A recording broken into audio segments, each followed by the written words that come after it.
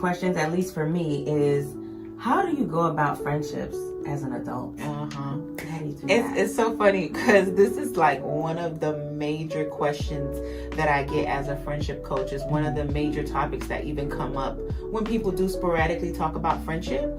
For me, one of the things I always like to go back to when it comes to building friendships as an adult is to go back to school.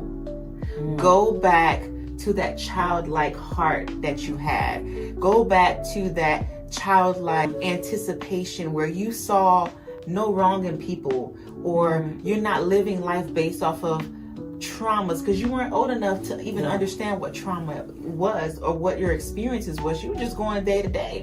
And so I think that we've taken on the responsibility as adults so much so that we don't allow ourselves to be childlike. And for me as a woman of faith, I know that I'm constantly trying to find that grounded space to be a child, especially when it comes to like discovering who I am as a person, how I serve the world, my communities. I want to be a child because I want to learn.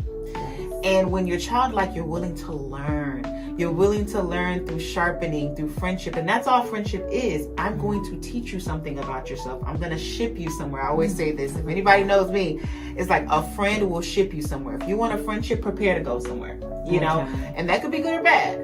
But it's up to you how you respond to that and how it goes. And so as an adult, I always tell people to go into it as a child, have a childlike spirit so that you can experience it, because peer pressure isn't just for kids, it's also for adults. Yes, it is. You know what's funny? Yesterday, and we were talking off camera about this too. Yesterday was my husband's birthday, and so I took him out.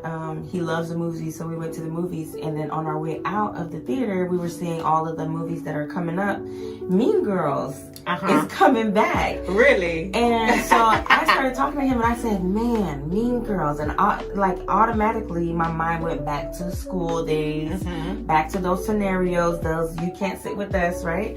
And I was saying, what's crazy is that people really think that you grow up and things change. Yeah. But there's Mean Girls when you grow up too, and there's all those dynamics play out. So it makes a lot of sense that you say, you know what, go back to childhood, go back to the playground.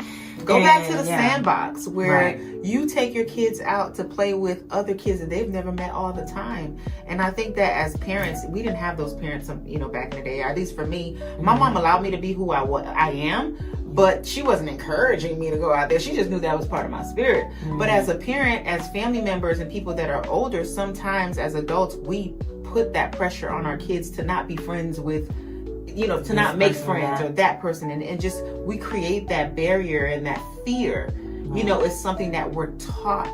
So if we go back to the basics and we go back to the school grounds, friendship and building friendships as an adult becomes a little bit easier because the expectation is different and you're willing to allow life to life a little bit.